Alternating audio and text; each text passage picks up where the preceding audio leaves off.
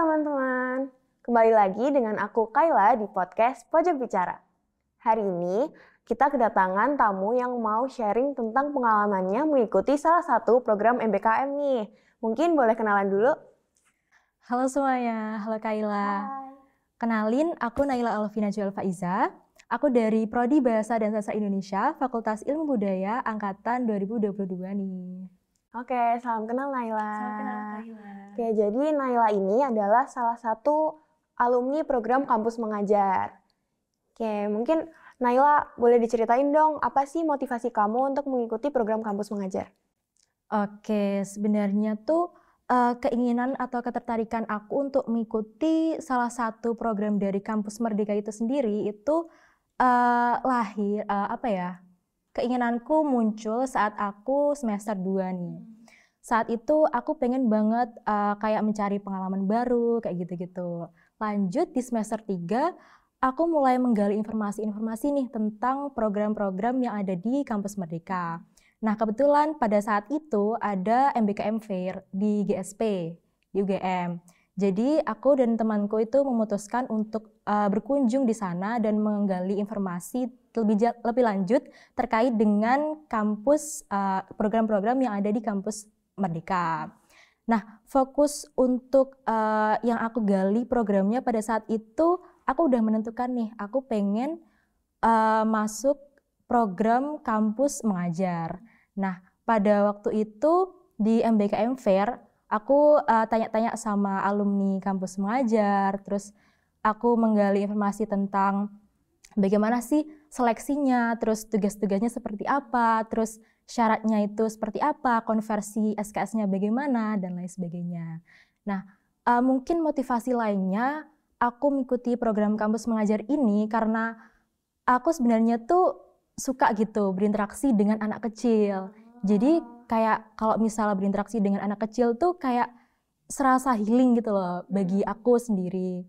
Terus selain itu, pada waktu itu aku emang pengen banget kayak pengen mencoba pengalaman baru, terus kegiatan baru, terus relasi baru, dan sesuatu yang baru deh pokoknya.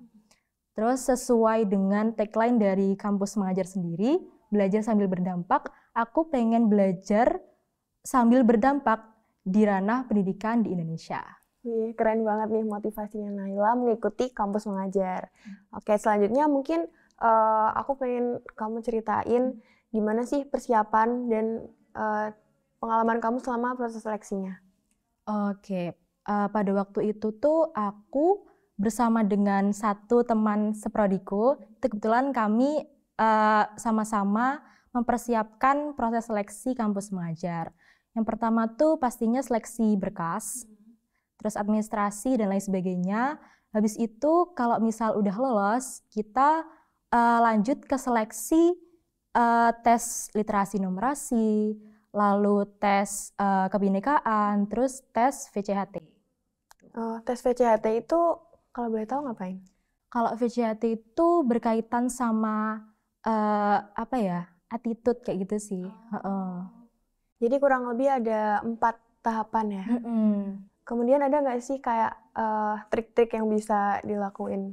Kalau ditanya gitu sih aku agak bingung, soalnya sebelumnya aku juga belum ada pengalaman sama sekali untuk mengajar dan terjun langsung ke dunia pendidikan. Jadi terhitung pada waktu itu pengalaman pertamaku untuk masuk ke dunia pendidikan. Jadi teman-teman kalau misal mau mengikuti program Kampus Mengajar, jangan takut karena nggak punya pengalaman sebelumnya, karena aku pun juga gitu.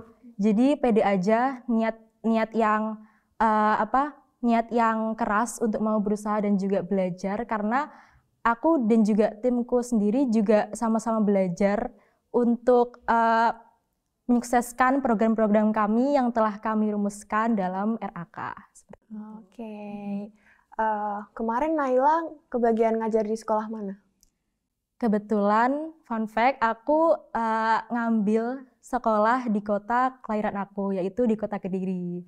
Kenapa? Soalnya nggak tahu ya, aku pengen aja kayak berkontribusi di satuan pendidikan di kota kelahiranku aja gitu sih. Memajukan pendidikan di kota kelahiran Bener, sendiri. iya Keren benar. banget. Terus apa sih pengalaman yang berkesan selama kamu ngajar di Kediri? Kalau pengalaman yang berkesan tuh sangat banyak ya. Tapi yang paling berkesan sampai saat ini di pikiran aku tuh ada dua sih sebenarnya. Yang pertama saat Festival Literasi dan Numerasi, itu pada waktu itu Festival Literasi dan Numerasi itu salah satu program kerja yang diinisiasi oleh tim kampus mengajar. Sebelumnya itu diwajibin setiap mahasiswa untuk melaksanakan Festival Literasi dan Numerasi di sekolah penugasannya. Tapi karena faktor keadaan sekolah yang beraneka ragam, tentunya ya ada yang terbatas fasilitasnya dan lain sebagainya, itu Festival Literasi dan Numerasi nggak jadi diwajibin. Tapi aku sama timku itu tetap melaksanakan Festival Literasi dan Numerasi. Nah, Festival Literasi Numerasi yang kami lakukan kemarin itu sesuai dengan namanya berfokus ke literasi dan numerasi untuk meningkatkan literasi dan numerasi para siswa-siswi sekolah penugasan. Jadi pada waktu itu tuh kami bukan hanya memikirkan tentang konsep acara Festival Literasi Numerasi, rangkaian acaranya seperti apa, tapi kami juga melatih secara langsung siswa-siswi untuk mempersiapkan Festival Literasi dan Numerasi. Ya, jadi kami terjun langsung untuk melatih mereka. Dan aku kebetulan pada waktu itu tuh melatih siswa-siswi kelas 5. Iya, benar sekali. Jadi aku ingat banget setiap hari pas proses persiapan Festival Literasi Numerasi tuh mereka setiap hari kayak tanya ke aku gitu, Kak, kapan latihan gitu. Dan itu membuat personally buat aku sangat terharu sih, soalnya mereka seantusias itu gitu untuk mengikuti melaksanakan berkontribusi ke program Festival Literasi dan Numerasi yang diinisiasi oleh mahasiswa gitu. Jadi pada waktu itu pas puncak acaranya Festival Literasi Numerasi, aku sempat kayak lihat mereka dari panggung, terus mereka dengan sangat semangat dan melakukan yang terbaik penampilan mereka. Dan jujur pada waktu itu aku sempat meneteskan air mata karena kayak Bangga ya? Iya, bangga sekali sih sama mereka, soalnya semangatnya tuh loh yang kayak luar biasa. Terus pengalaman yang kedua yang paling kayak bikin aku terharu tuh sebenarnya di sekolah tempat penugasan aku ada siswa kelas 4 yang belum lancar membaca. Jadi mereka tuh kayak udah kelas 4 cuman tapi nggak dipatok sama kelas sih sebenarnya kalau misal belum bisa membaca tuh. Tapi mereka mungkin butuh dukungan lebih gitu ya, dari keluarga terdekat untuk bisa lebih belajar membaca lagi. Dan pada waktu itu aku dan juga timku tuh ditugasin sama wali kelas 4 untuk mendampingi mereka belajar membaca.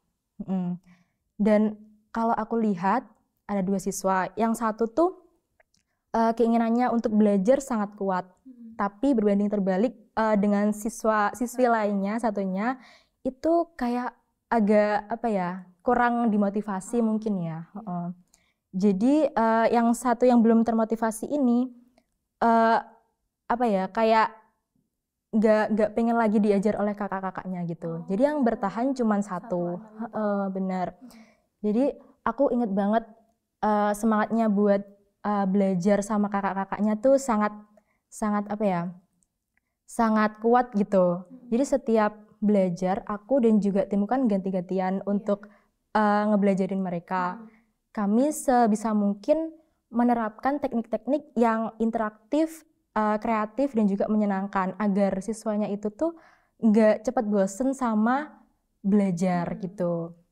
Nah, pada waktu itu 2 minggu sebelum aku dan juga timku pelepasan, aku kebetulan yang pada waktu itu megang dia untuk belajar. Jadi paling banyak sama kamu ya belajar? Iya, terus habis itu seperti biasa kayak aku nyiapin buku belajar gitu kan. Terus aku ngetes dia nih sampai saat ini udah berapa persen sih pemahamannya terkait dengan membaca. Dan waktu itu aku sangat terharu karena aku nggak nyangka kalau misal dia tuh udah benar-benar bisa membaca gitu loh.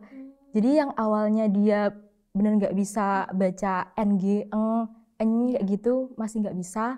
Tapi pada waktu itu pas aku ngebelajarin dia udah kayak berparagraf tuh dia udah bisa lancar membaca dari awal sampai akhir gitu aja. Iya, jadi aku sama timku tuh terharu banget. Terus kan kebetulan dia tuh udah minta nomor WA aku gitu kan. Terus kayak Kak, pas waktu aku mau balik pelepasan itu dia sempat chat ke aku, Kak kapan ya belajar lagi gitu. Tapi aku sangat salut sih sama semangat dia, walaupun dengan kekurangannya itu dia masih punya semangat yang tinggi untuk meningkatkan kekurangannya itu. Banyak cerita mengharukannya ya selama ngajar di SD tadi. Oke, terus di samping itu mungkin ada nggak sih tantangan yang Naila hadapi selama mengajar? Oh, tantangannya sih kebetulan banyak banget ya, soalnya pada waktu itu juga aku belum sama sekali ada pengalaman di bidang pendidikan, terutama mengajar. Terus aku juga perlu adaptasi lebih lanjut terkait apa sih yang dibutuhin sekolah, terus apa sih yang jadi prioritas untuk aku dan tim tindak lanjuti pembenahannya seperti itu. Jadi tantangannya sih lebih ke implementasi program yang udah diinisiasi oleh aku dan kelompokku sih. Jadi mungkin ada beberapa program yang implementasinya tidak sesuai sama ekspektasi aku dan juga tim. Karena mungkin pengaruh sama faktor fasilitas sekolah yang terbatas, terus motivasi pihak sekolah yang belum 100% kuat, seperti itu. Terus juga siswa-siswi yang tergolong baru untuk menjadi objek implementasi dari program kami, seperti itu. Ngomong-ngomong soal fasilitas sekolah nih, kira-kira setelah menjalani kampus mengajar ini, pandangan Naila terhadap pendidikan di Indonesia tuh gimana? Apakah ada pandangan baru? Kalau pandangan aku terkait pendidikan di Indonesia, terutama pada waktu aku terjun ke program kampus mengajar itu tuh realitas pendidikan di Indonesia masih sangat-sangat kurang sih. Karena ya itu tadi, karena faktor fasilitas sekolah yang tidak merata di semua sekolah, terus ada sekolah-sekolah yang mungkin masih banyak perlu bantuan dalam peningkatan mutu sekolah, fasilitas, terus motivasi guru untuk memberikan variasi metode pembelajaran yang lebih efektif, yang inovatif, kreatif, dan juga menyenangkan bagi siswa-siswi gitu. Jadi pernah pada suatu hari aku diceritain sama aku diajak bicara sama salah satu siswa. Terus dia tuh tiba-tiba kayak ngeluh pembelajaran yang selama ini gurunya sampaikan tuh terlalu monoton buat dia, seperti itu. Jadi mungkin program kampus mengajar ini tuh sangat membantu para guru untuk memberikan variasi metode pembelajaran yang lebih inovatif lagi, lebih kreatif lagi, menyenangkan bagi siswa-siswi. Benar banget, karena kadang mungkin guru ada yang cara ngajarnya masih konvensional ya, jadi kayak anak-anak kurang tertarik gitu. Kalau lewat mahasiswa kampus mengajar pasti lebih inovatif gitu kan ya. Oke, terus tadi kan kita bahas tentang programnya nih, sekarang aku pengen bahas lebih ke Naila. Kira-kira ada nggak keterampilan baru yang Naila dapatkan setelah mengikuti kampus mengajar? Oh ya, keterampilan baru sih banyak banget ya, alhamdulillahnya. Aku di waktu program kampus mengajar tuh dapat mengembangkan keterampilan dan juga kemampuan yang aku miliki sebelumnya. Dan juga menumbuhkan keterampilan baru, terutama berkaitan dengan cara mengajar, terus merumuskan program-program yang inovatif bagi siswa, terus dan tentunya melatih dan mengembangkan basic skill yang aku punya, terutama terkait dengan public speaking, lalu dengan leadership, terus koordinasi dan komunikasi dengan berbagai pihak, lalu kerjasama tim, seperti itu. Jadi keterampilan-keterampilan itu tuh pastinya akan membantu aku di masa depan aku selanjutnya. Banyak banget ya ternyata yang bisa dipelajarin dari ikut kampus mengajar. Oke, terus kira-kira pengalaman ini ngubah rencana karir Naila nggak? Kira-kira pengen jadi guru atau pengen jadi dosen atau gimana? Seperti itu. Kalau misal ditanya itu sih, jujur aku belum kepikiran ya saat ini. Soalnya masih kayak menggali-gali apa ya, kayak keterampilan aku selanjutnya tuh seperti apa kayak gitu. Tapi setelah aku mengikuti program kampus mengajar ini, aku jadi lebih aware gitu loh terkait isu tentang pendidikan di Indonesia tentunya. Mungkin aku sempat kepikiran dulu ingin jadi guru pas waktu SD sih.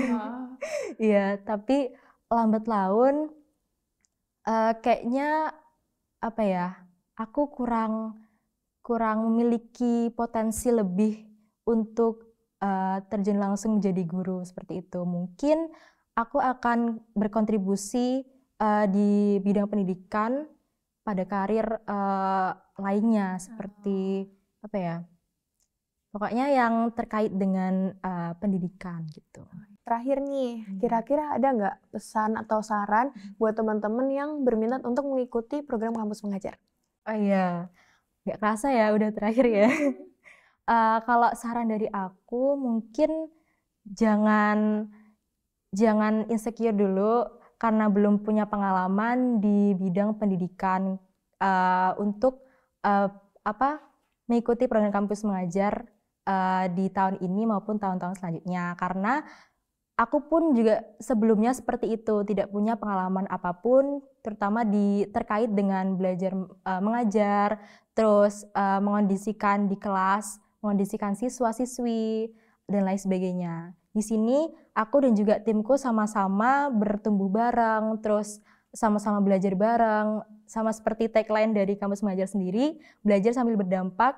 Kami di sini juga sama-sama belajar dimulai dari nol, mungkin terus pokoknya niat yang kuat sih, karena kalau misal niatnya setengah-setengah tuh bakal dapat pengalamannya juga setengah seperti itu. Bener. Mungkin udah cukup untuk podcast hari ini. Naila, terima kasih banyak buat sharingnya tadi yang sangat bermanfaat buat aku dan juga buat teman-teman semuanya. Dadah. Dadah, terima kasih teman-teman.